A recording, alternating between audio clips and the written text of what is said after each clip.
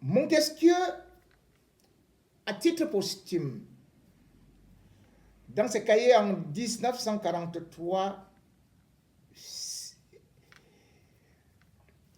disait, je cite, « La liberté est ce bien qui fait jouir de toutes les autres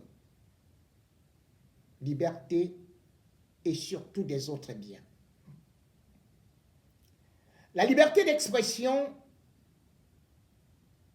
c'est un droit de l'homme. Et c'est l'un des droits les plus inaliénables, l'un des droits qu'il faut absolument avoir pour dire qu'on n'est pas un esclave.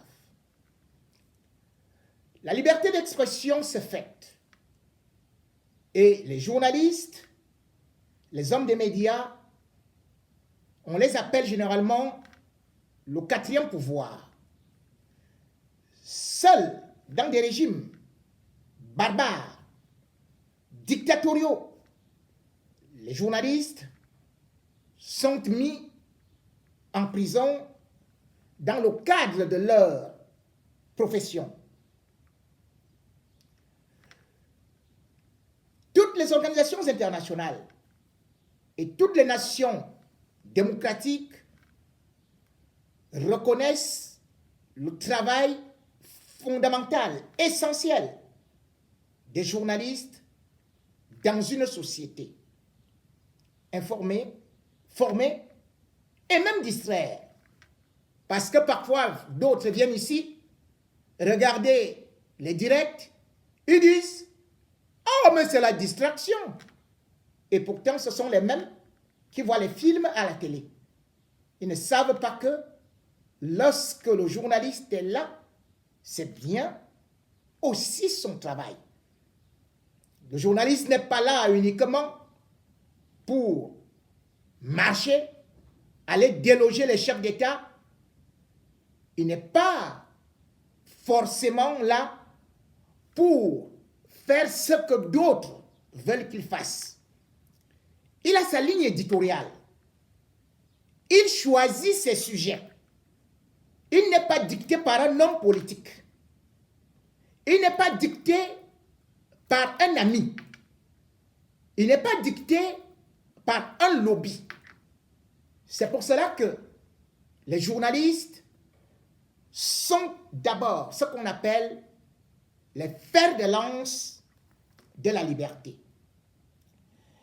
Et cette semaine, honore les journalistes, puisque c'est bien le 3 mai qu'on a fêté la journée internationale, encore de ce que moi je peux, de façon globale, appeler la liberté de la presse.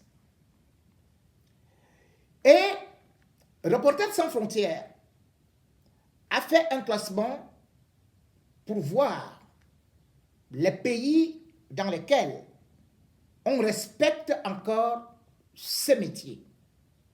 Et la situation est catastrophique en Afrique et particulièrement au Cameroun.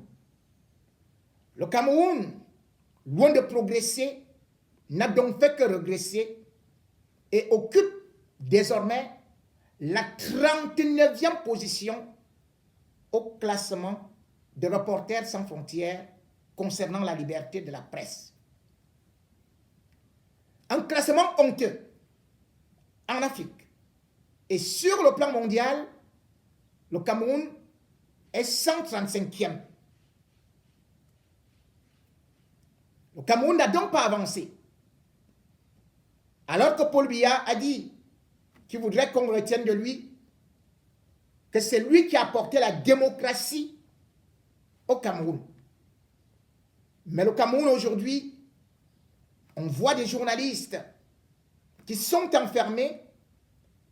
On a d'ailleurs eu Samuel Ouazizi qui a été assassiné et donc jusqu'à aujourd'hui, nous ne pouvons pas retrouver le corps.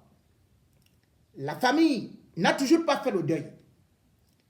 Et d'autres journalistes sont encore dans des géoles.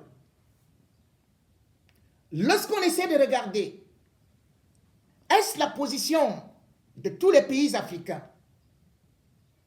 Non. La Namibie se classe en première position. Et on peut même voir qu'au-delà de la Namibie, le Ghana, l'Afrique du Sud, ainsi de suite, on va quand même voir qu'un pays francophone réussit à être dans le top 5, à savoir le Burkina Faso, le pays des hommes intègres, le pays de Thomas Sankara. Après Blaise Compaoré, on peut donc voir aujourd'hui que le Burkina Faso évolue et mérite beaucoup de respect. Dans le top 10, on peut trouver des pays comme le Sénégal qui est en 7e position, ou même encore le Niger, qui hier n'était qu'un pays qui connaissait la dictature ou les coups d'État, et où on a vu un président ne pas vouloir confisquer le pouvoir, dire « j'ai fini mes mandats, je m'en vais ». Le Niger aujourd'hui est donc bien loin, bien devant le Cameroun. Le Cameroun, lorsqu'on le constate, est en train de vouloir rivaliser aujourd'hui avec les pires dictatures. Peut-être dans l'avenir, le Cameroun pourra être, avec l'Érythrée, à la dernière position, c'est-à-dire 180e, concernant la liberté de presse. C'est honteux. Dans un pays où apparemment il y a une foultitude de journaux, quand on voit ces journaux, ils ne sont pas libres. Ils sont plutôt à la merci du pouvoir politique. Parce que les journalistes camerounais, aujourd'hui, n'ont pas un véritable statut. Les journalistes camerounais, comme le disait un confrère Aman Mana, beaucoup n'ont de titres ou alors ne sortent leurs journaux que sur WhatsApp. Il fait semblant de sortir un truc et puis ça permet qu'il fasse le chantage afin qu'il puisse avoir un peu d'argent. Vous avez pu constater certains de mes confrères qui d'ailleurs se sont entendus parce qu'ils ont été payés de faire des articles mensongers disant que j'avais été opéré dans un hôpital pédiatrique dont j'étais redevenu bébé. Juste parce qu'ils avaient été payés. Et pas plus tard, qu'il y a une semaine, j'ai reçu un audio, l'un de ces directeurs de publication dont j'étais le nom parce que j'ai honte à sa place, qui faisant un article contre le directeur général du port, était en train d'avouer que en Néondo, comme dit Tama, donc comme lui mange seul, eh bien je suis obligé de faire ça. Il faut qu'il mange donc avec le directeur, qu'on l'appelle.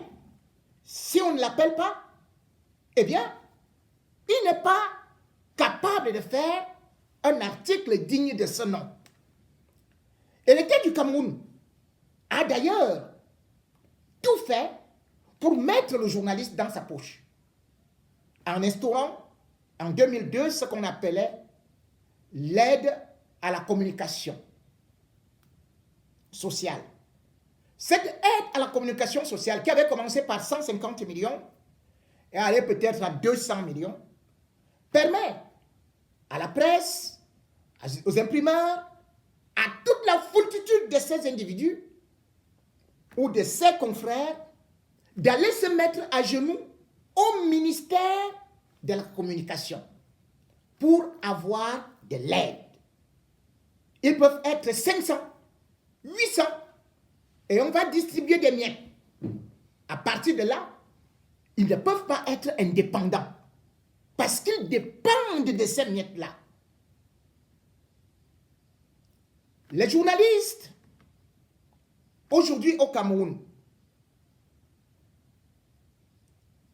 sont donc des hommes enchaînés. Ceux qui tentent sont envoyés en prison ou en exil, ou sont menacés, sont privés de la nourriture, sont privés de tout et sont quasiment obligés de mendier. J'en ai connu la dure expérience. Quand on vous coupe tout, vous ne pouvez que partir. Si vous ne partez pas, peut-être on va vous transformer aussi en Roger Tuilé. On peut même prendre votre épouse. On vous interdit d'exercer la profession de journaliste à vie. Et puis on vous demande de venir vous mettre à genoux devant tous les ministres de la République et de faire des lettres d'excuses. C'est comme ça que ça fonctionne. Et lorsqu'on prend un journaliste, on le met en prison. Eh bien, ceux qui sont dehors sont les premiers à dire qu'ils ne sont pas journalistes. Regardez, donc, le président du syndicat des journalistes, Desis Kwebo, que j'aime bien, que je respecte, alors que Reporters sans frontières est en train de demander à l'État du Cameroun de libérer les journalistes qui sont en prison. Donc Amadou Vamoulke, ou encore Tchouka, eh bien, notre confrère qui est supposé défendre les journalistes est le premier à dire, à ce que je sache, il n'y a aucun journaliste en prison au Cameroun enfermé pour des motifs de liberté d'expression, de liberté de presse, d'atteinte à la... Il le dit, mais il ne regarde pas le classement de son pays. Il le dit, en oubliant que Bongbong Matip, lui aussi, est en prison depuis des mois sans être jugé. Pourtant, il faisait une enquête journalistique, même si parfois il côtoyait un peu quelques brontosaures du régime. Mais lui qui est aussi patron des médias, enfin patron d'un organe de presse, n'est plus reconnu par celui qui est à la tête du syndicat pour défendre les journalistes. Il faut donc que les défenses viennent de l'extérieur. J'avais connu ça à l'époque quand j'étais au Cameroun. Lorsque j'étais en prison, c'est Reporters sans frontières, c'est la Fédération internationale des droits de l'homme, c'est d'autres organisations qui me défendaient. Mes propres confrères au Cameroun, ils n'avaient rien à voir. Ma famille était partie voir à l'époque Feu Célestin Lingo, qui coiffait le syndicat des journalistes. Il avait carrément dit que non, il ne peut même pas faire un communiqué. Et à ma sortie de prison, allant dans un gala, je l'avais trouvé en train de trinquer avec certains ministres qui m'avaient envoyé en prison. Voilà donc comment est-ce que mes confrères fonctionnent. Comment peut-on nier aujourd'hui que Amadou Vamoulka n'est pas journaliste? Comment peut-on nier que Amadou Vamoulke est en train de subir des injustices. Alors que Reporters sans frontières le reconnaît comme un talentueux journaliste. Chacun d'entre nous reconnaît Amadou Vamoulke comme l'un des pionniers de la liberté d'expression. Amadou Vamoulke, après son bac en 1971, autant pour moi, le bac A4, était entré dans cette école de journalisme qu'on appelait à l'époque l'ECJ, qui est devenue l'ESTIC. Il est sorti major de sa promotion. Et il avait refusé d'être fonctionnaire. Malgré tout, on avait tout fait pour qu'il aille à la Sopecam, à Cameroun Tribune, où il avait travaillé pendant 10 ans. Il était d'ailleurs devenu le rédacteur en chef, professionnel, jusqu'à la moelle épinière. Et d'ailleurs, il va quitter Cameroun Tribune juste après le coup d'État manqué du 6 avril 1984, où il va pondre un éditorial qui est resté historique.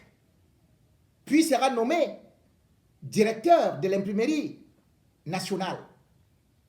Après cela, il va d'ailleurs partir, on peut faire une aventure dans le privé, à la Citabac, avant d'être rappelé par ses confrères de venir diriger le tout premier syndicat des journalistes au Cameroun qu'on appelait l'UJC, l'Union des journalistes camerounais.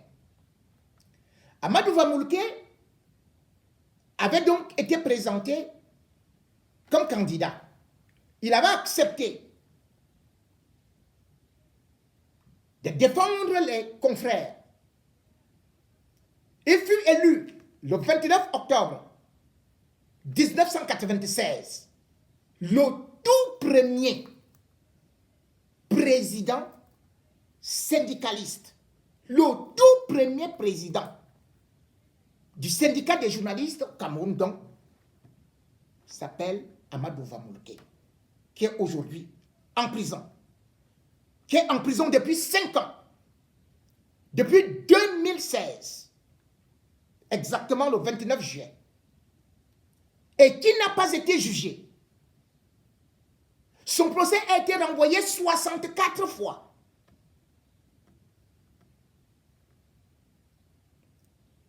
Plus de 60 mois en prison. Si on vous reproche pour un crime, eh bien, la loi est là. Et selon le code de procédure pénale, nul ne peut passer plus de 18 mois en prison. De façon préventive. Il faut qu'il soit jugé. On accuse Amadou Vamoulke de coaction avec Gervais Mendozé, juste parce qu'il est l'un des rares à avoir refusé d'entrer dans les cercles mafieux, prendre de l'argent des caisses de l'État, fournir au régime, ou encore faire ce que certains journalistes de la CRTV faisaient à l'époque, avec des fausses missions, des fausses augmentations. Amadou Vamoulke a été président de ce qu'on pouvait appeler, par exemple, le cercle des journalistes africains, enfin, de l'Afrique francophone. Et même l'Union internationale, l'Union des radios de diffusion et des télévisions internationales. Il a été président. Mais aujourd'hui, ses enfants, ses confrères refusent de reconnaître qu'il est journaliste, qu'il subit des injustices. À 71 ans, il est malade. À 71 ans, il vit dans une cellule étroite avec des gens qui ont eu le Covid. Il a des maladies des nerfs. Et on attend qu'il soit à terre pour qu'on le mette sous terre. Peut-être comme Gervais Mondosi. Les confrères devraient au moins se rappeler du code de déontologie journalistique qui justement a été mis sur pied ce 29 octobre 1995-96 et qui stipule que il faut la promotion de la confraternité et la solidarité professionnelle. Où est donc la solidarité professionnelle au Cameroun? Dès qu'on donne de l'argent à quelqu'un, on lui dit tu descends ton confrère. L'ONU, Reporters sans frontières et d'autres organisations ont demandé la libération pure et simple d'Amadou Vamourké, si on ne peut pas le juger. Mais que font nos confrères? Que font mes confrères? Et rien. La seule chose qu'ils vont faire, c'est de marcher à tel ou tel endroit, s'acoquiner avec un DG, et puis, si on lui dit, va insulter J. Paul Mingono, il ira faire un super reportage dans un bosquet en prenant un pied de chaussure pour dire que c'est pour moi. Il va même m'attribuer un nouveau nom que moi-même je ne connais pas. Il va m'attribuer des nouveaux parents que moi-même je ne connais pas. Des oncles, des tantes.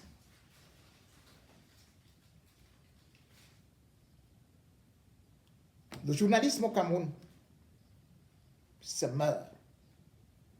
Et en cette semaine, nous devons faire un examen de conscience. On ne peut pas continuer à maintenir des journalistes en prison juste parce que celui-là a eu à dénoncer une autorité, une personnalité. Eh bien, on appelle le procureur de la République. On appelle tel commissaire. On dit au juge, enferme-le. Voilà Paul Tchouta. J'en ai parlé, j'ai dit. Parce que je n'ai pas de problème particulier. Et j'en ai toujours dit ça aux autres. Avec ma caillou. Mais cette dame a pris l'enfant d'autrui et parti le jeter en prison. Et c'est pour cela que j'ai eu à intervenir. Et que j'interviendrai. Quel que soit ce qu'elle va monter, je ne lâcherai pas. Tant que Paul Tchouta est en prison, je me battrai. Faites 250 procès. Faites 2000 procès. Prenez 2 millions d'huissiers. Prenez un contingent d'avocats. Mais moi, je continuerai à défendre Paul Tchouta. Parce qu'il n'a absolument rien fait. 2 ans en prison pour rien. Sans être jugé. Sous prétexte qu'on a calomnié. Et puis on dit, on va menacer J. Paul Mingono. On va le poursuivre. Parce qu'il a calomnié, il a fait ceci, il a fait cela. C'est ça qui va me faire peur. Combien de procès j'ai eu au Cameroun et en France? Qu'est-ce que ça va me faire? On ira me mettre au cachot? On va me tabasser? On va me ligoter? On va m'interdire d'exercer la profession de journaliste? La France occupe néanmoins la 34e position au niveau de la liberté de la presse. Devant les États-Unis, 44e. La France n'est pas la Chine. La France n'est pas le Turkménistan. La France, au moins, nous reconnaît ce droit de pouvoir défendre la vérité, la liberté. Quand quelqu'un veut m'attaquer, que cette personne sache que je sais me défendre. Et surtout que j'ai des éléments et qu'on ne peut pas m'intimider. Vous ne pouvez pas être là, comme avec le cas de Paul Tchouta ou le cas d'un journaliste. Les règles les plus élémentaires, lorsqu'on vous accuse de quelque chose, vous apportez un démenti, le droit de réponse. Je dis à quelqu'un, vous avez menti que Paul Biya, que Paul Tchouta a eu à vous violer. Vous êtes parti me mentir comme ça, sur une chaîne internationale. Prouvez le contraire. Dites que je n'ai jamais dit ça. Ou bien que Paul Tchouta a voulu faire suicider les femmes. Mais apportez le contraire. Je vous dis que vous avez menti, que vous avez retiré la plainte contre Paul Tchouta. Apportez le démenti. Montrez que voici la plainte que j'ai retirée. Je vous dis que vous avez été au lycée Marie Caron et que vous n'avez pas eu le BPC, le probatoire. Mais ce n'est pas une façon de dire que ceux qui n'ont pas de probatoire, n'ont pas le CPE, n'ont pas ceci, ne sont pas des gens. Mais c'est par rapport au parcours que vous dites que j'ai dit non, vous mentez sur toute la ligne. Apportez le démenti, vous dites que voici ma part. Je vous dis, c'est vous qui écrivez des livres sur des hommes mariés, vous dites oh, diffamation. Où est la diffamation? Votre livre est là. Vous ne parlez que des hommes mariés. Vous m'insultez. Et vous êtes la première à courir pour vous plaindre, à pleurer.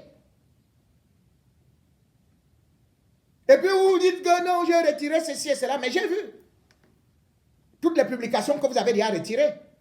Mais vous dites que vous me portez plainte et vous retirez les publications que vous avez faites sur moi. Vous m'accusez d'être votre coépouse ou votre coépoux. Vous enlevez subitement, vous commencez maintenant à écrire co. Mais vous tremblez avant même que les vraies affaires commencent. Moi, je ne tremble pas. Si j'ai affronté le régime Biya à Yaoundé, si j'ai affronté les commissaires Bokam alias Kabila, si j'ai affronté le délégué général de la Sûreté nationale, si j'ai affronté des camions de policiers, de gendarmes, ce n'est pas une lanceuse de pierres que je vais fuir. Ce n'est pas des gens qui me font une intimidation, qui vont faire que j'oublie ce que j'ai à faire. La justice, je le disais encore, selon Joseph Proudhon, c'est le droit du plus faible. Mais malheureusement, on continue à appliquer l'Ancien Testament selon La Fontaine qui voulait que, selon que vous soyez petit ou grand, les jugements de cour vous rendront blanc ou noir. Au Cameroun, quelqu'un se plaint, il porte plainte, vient rester à Paris. Et puis voilà Paul Tchouta. Le juge dit, depuis 2 ans, il n'a pas le temps d'écrire une décision. Je n'ai pas terminé d'écrire la décision. Donc, il dormait 2 ans, 27 renvois pour une histoire de flagrant délit. Le vrai délit au Cameroun, c'est bel et bien celui qui gère le ministère de la Justice. Laurent Esso. Avec Laurent Esso, nous avons atteint le sommet de l'inertie. Le sommet des injustices. Avec Laurent Esso, la justice, ça s'achète. Les juges ne sont plus que des commerçants. Avec Laurent Esso, tous les hommes d'affaires passent derrière un malotru de Vision 4 pour se mettre à l'abri. Derrière Laurent Esso, aucun procès n'aboutit.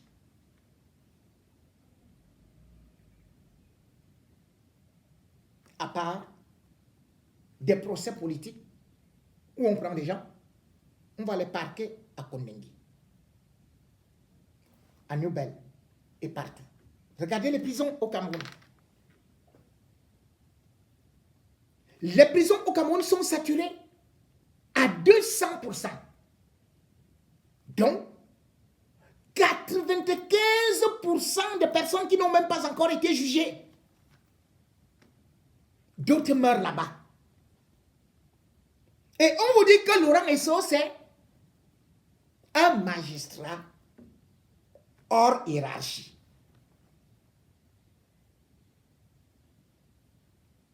Le poisson pourri par la tête. Laurent Esso est le plus grand bandit du Cameroun. Laurent Esso était mafieux. Et il fait tout pour se dire, demain ou après-demain, ça peut être lui. Parce qu'il a des ambitions. Il n'est pas content d'être ministre de la Justice, garde des Sceaux, ayant le contact direct de Paul Biya. Mais il se rêve même à la place de Paul Biya. Laurent Esso a donc prostitué la justice camerounaise. Toutes les enquêtes sont bâclées. On vous envoie en prison. Après, on vient porter plainte après. Amadou, monsieur Vamoulke, ancien directeur général de la CRTV, lui a écrit plusieurs fois, jugez-moi. Mais il n'y a pas moyen de juger. S'il fallait faire l'audit, comme aujourd'hui, c'est un spécial direct audit, il faudrait d'abord auditer le ministère de la Justice. Et d'ailleurs, aujourd'hui, le pays est paralysé. Il ne peut pas avoir de remaniement. Juste parce que tous les dossiers de la République sont bloqués dans les tiroirs de Laurent Esso. Et parmi ces dossiers, on peut parler, par exemple, du Covid concernant le détournement de 180 milliards qui ont été débloqués par le FMI, un prêt à 0% pour le Covid. Où est parti cet argent? L'argent a été partagé entre les ministres et aujourd'hui, ils sont en train de nous nous jouer une partie de ping-pong. Ngongo est de l'autre côté, il envoie la balle. Laurent Esso est de l'autre côté, il remballe. Paul Biya, pendant ce temps, il dort. Et le FMI attend en disant, je veux l'audit. Où est l'audit Covid? Dans tous les pays au monde, africains, voulais-je dire, où il y a eu le scandale du détournement de l'audit, tout de suite, le ministère de la Justice, le chef de l'État ont ordonné des enquêtes judiciaires. On en a vu au Zimbabwe. Le ministre de la Santé a été démissionné. Et aujourd'hui, il est poursuivi. On en a vu au Kenya. On en a vu en Afrique du Sud où il y a eu un détournement de 150 millions de dollars.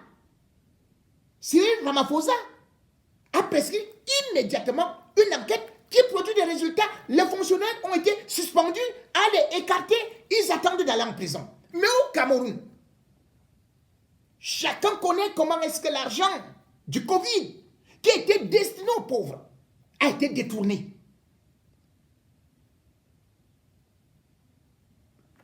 Les pauvres sont abandonnés. Même les simples aides, comme le riz, a été détourné par le ministre de Biya.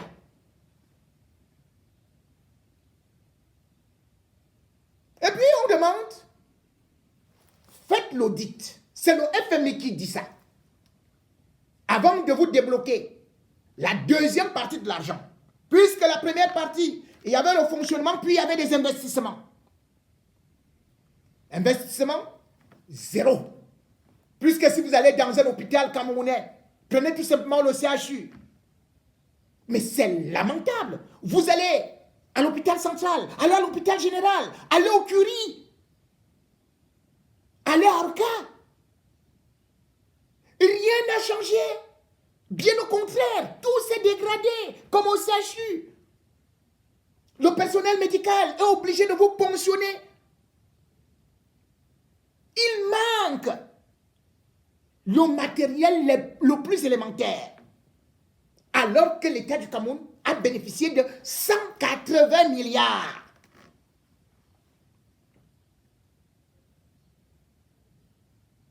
Le 29 mars, Ferdinand Ngongo a prescrit au CONSUPE, le Conseil supérieur du contrôle de l'État,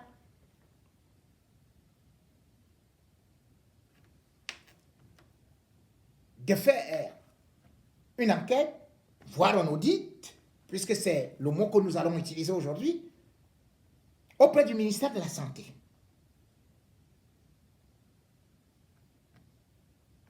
Où est ça?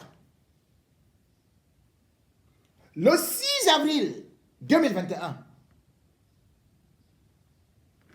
c'est Paul Biya qui donne instruction au même Ferdinand Ngongo, secrétaire général, ministre d'État, secrétaire général à la présidence, d'adresser à Laurent Esso, ministre de la Justice, une lettre urgente, une recommandation pressante d'engager des poursuites judiciaires contre les acteurs, les auteurs, co-auteurs et complices des détournements de l'argent du Covid selon l'expertise, l'audit qui avait été fait par la Cour suprême, la Chambre des comptes. Dans cette lettre, ou bien, on voit comment est-ce que Ngongo va écrire qu'il demande au ministre de la Justice d'ouvrir donc une information judiciaire, une enquête judiciaire contre ces bandits-là du gouvernement. Mais il va dire qu'il y joint une thermocopie de la Chambre des comptes. Le 22 avril, eh bien, c'est Laurent Esso qui prend maintenant le taureau par les cornes. Pour dire, bon, écoute, pas de politesse, ni rien. Il lui dit, suite à votre lettre de ceci et cela et tout, bien vouloir m'envoyer les pièces jointes pour engager les formations judiciaires. Quoi? De la Chambre des comptes. Donc, il n'a pas reçu. Il n'y a pas de veillée agréée, ni ceci et cela. Et pourquoi? Parce qu'ils sont en guerre. Et voilà où ça s'arrête. Les Camerounais attendent. L'OFMI attend. Et du coup, où est parti donc l'audit de la Chambre des comptes? Je devrais vous dire que celui qui dirige la Chambre des comptes est l'un des rares magistrats les plus crédibles, incorruptibles. On l'appelle Yap Abdou. Ce n'est pas le richissime juge qu'on sait qu'on va soudoyer avec beaucoup de milliards. Donc il a fait un travail. Parce que d'ailleurs, il avait été le président du TCS de 2012 à 2017. Yap Abdou. Il avait été nommé lors du dernier conseil de la magistrature en août 2020 à la tête de la Chambre des comptes. Donc, ils ont fait un travail pour, bien sûr, auditer les administrations. Lequel travail avait été envoyé au Premier ministre? Lequel Premier ministre a envoyé ça au secrétaire général à la présidence? Comment se peut-il donc que Laurent et son ministre de la Justice n'aient pas cela? Ce qui est extraordinaire, c'est qu'un Ngongo utilise le terme thermocopie, quelque chose comme ça. Je dis, ah, thermocopie. Je dis quoi? Je regarde donc. Mais quel est cet élément qu'on envoie au ministre de la Justice? Je me rends compte que c'est une technologie à peu près comme Faman Dongo nous avait expliqué que 32G égale 50G. Donc les gars là aiment de ces affaires compliquées. Thermoscopie. Merde. On regarde thermoscopie. Tu dis, mais ça sort d'où? On sait que dans l'administration, on utilise le fax, les copies, les photocopies, les mails. Non, il est thermoscopie. Et quand j'essaie de voir ça, je vois que c'est l'envoi des documents par des méthodes où on parle tantôt d'aspiration, d'inspiration, de différence, d'absorption des matières noires ou non. Je dis quoi? J'ai commencé à chercher. Je demande aux gens, expliquez-moi comment on envoie ça. Et puis je me rends compte que cet appareil qui envoie ça, c'est plutôt pour faire le tatouage. Hein?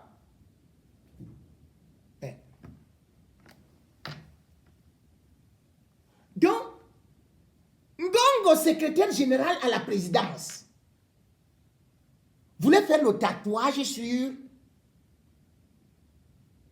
les documents, sur l'audit. Et je vois que cet appareil-là, il se vend ici. Donc, où Laurent Esso devait être tatoué, ou on devait tatouer les documents sur les bras de chaque Camerounais. Je ne comprends pas.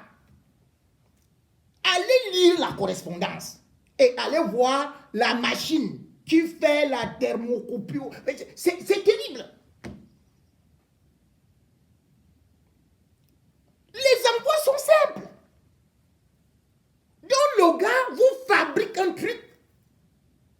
Je demande même aux États-Unis, est-ce qu'on envoie comme ça? On me dit non, nous on n'est pas encore à ce niveau-là. Je demande en France, vous êtes déjà à ce niveau? On me dit non. Au Japon, est-ce que vous connaissez déjà la technique? On me dit non. Mais au Cameroun, Ngongo envoie par un procédé qu'on utilise pour le tatouage. Papa. Et ce qui est extraordinaire, c'est que l'autre bandit, il connaît bien ça. Il reste d'abord, il dort chez lui, il perd le temps. C'est-à-dire le ministre de la Justice, Laurent Esso. Et il lui dit, envoie-moi ça, tu n'as pas joué les pièces. Pourtant, Laurent Esso est ministre de la Justice. Il connaît bien Yapabdou. Il lui suffit d'un coup de fil que envoie-moi la copie que tu avais envoyée à la présidence. Et il a. Puisque la Chambre des comptes est bien sûr de la Cour suprême. Et c'est Laurent Esso qui coiffe. Non, il ne le fait pas. Il ne le fait pas parce qu'il faut que ça passe. Il n'y aura jamais cet audit. Et on attend donc. Ils vont tourner comme ça. Bien va dire, ouais, l'audit là ne viendra jamais. Aucun audit du Covid. Et on est en train de nager. Pendant qu'on est en train de nager, eh bien, ils fabriquent autre chose. Parce qu'ils se disent, aïe, aïe, aïe, on ne peut plus avoir l'argent au FMI. Il faut aller frapper où? Boum! En Chine.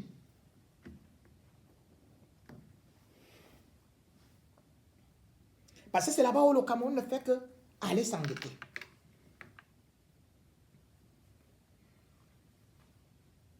Et du coup, on nous annonce que oh, voilà, le Cameroun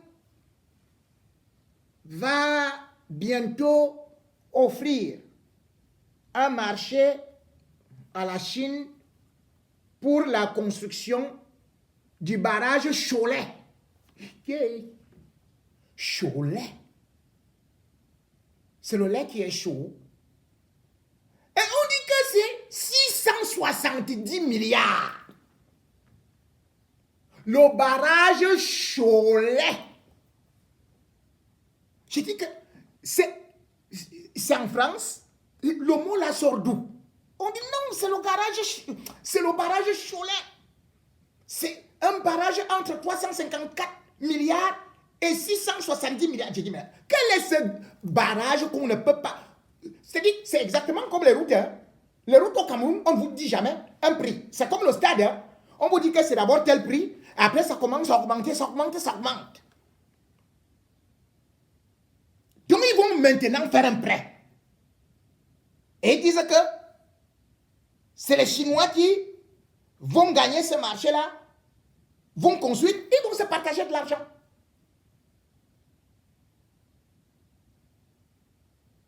Expliquez-moi. C'est le même gouvernement qui nous a vanté le barrage Sondon. Où est le barrage Sondon? N'est-ce pas qu'ils nous ont dit que c'est les Chinois qui allaient construire ça pour 374 milliards? Un barrage de 250 mégawatts. Où est le barrage de Sondon? Ils sont partis prendre de l'argent, des crédits. Et ils nous ont désigné une entreprise chinoise. Ils sont allés d'abord s'endetter. Parce que quand ils veulent faire le banditisme avec la Chine, ils vont emprunter de l'argent en Chine. Ils viennent, ils se partagent. Et hop, ils abandonnent le projet. Ou ils le font à moitié. Et c'est terminé. Et après, ils passent encore ailleurs. Ils vont encore prendre de l'argent. Et ils se partagent. Donc, après avoir pris de l'argent à la Banque de Chine, la BDC, ils sont partis maintenant prendre Sinohydro International, une entreprise chinoise. Le barrage était prévu pour 25 mois. Où est ce barrage? Vous vous rendez compte? 670 milliards pour ce barrage qui, disait-il, sera le plus extraordinaire en Afrique. Ils mentent aux Camerounais, et les Camerounais, les Biamourunais, ils s'applaudissent. On leur demande que ce sera quelle capacité. Ils disent 600 watts, du jamais vu. Du jamais vu. Vous allez voir ce que vous n'avez jamais vu. Vous allez voir les voirâtres. Comme exactement ils nous avaient menti avec le projet du lac municipal. 80 milliards pour le lac municipal, l'aménagement. Où est le lac municipal? Où est l'hôtel 5 étoiles qui devait être là? Et maintenant, ils vous disent que c'est le plus grand barrage qu'ils veulent construire au Dja, qui va s'appeler garage Cholet. Cholet, conçu par des Chinois. Et ils prennent des Camerounais comme des idiots. Parce qu'ils ne peuvent pas aller chercher ailleurs. Alors qu'il suffit tout simplement de dire, mais tac, je regarde les autres projets ailleurs. Vous allez vous rendre compte que le barrage Nga, là, qui est en train de se faire en RDC, c'est 39 000 mégawatts. 39 000. Le barrage en Éthiopie, c'est 6 000 mégawatts. Et au Cameroun, on vient mentir aux gens que nous allons faire le plus grand, le plus beau à 600. Donc, vos 600 sont supérieurs, comme Famon Dongo nous disait, que ces ordinateurs de 32 gigas dépassaient 500 gigas ancienne technologie. Donc, 600 watts vont dépasser les barrages de 39 000 watts, mégawatts plutôt.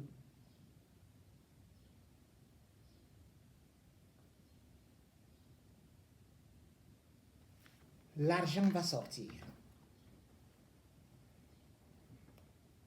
On va attendre l'audit. L'audit ne viendra jamais. En tout cas, il semble que j'ai déjà l'audit ici dans les documents. Parce que les documents que vous voyez là, beaucoup de gens iront en prison aujourd'hui. Hein.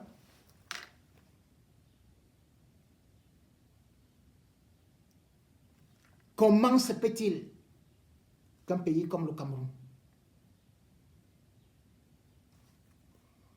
qui est à peu près,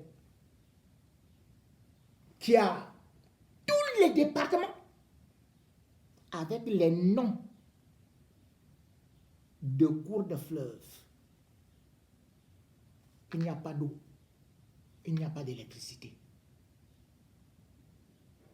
Et chaque jour, on nous pompe un nouveau projet qui ne rapporte rien, juste pour voler.